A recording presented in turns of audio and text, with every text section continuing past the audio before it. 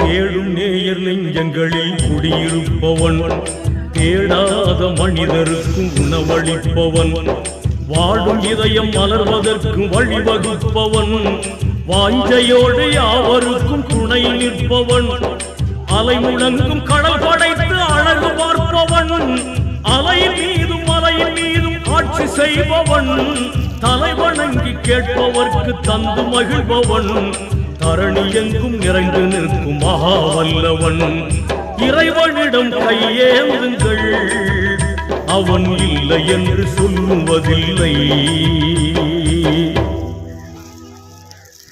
பேச்சு பாரு.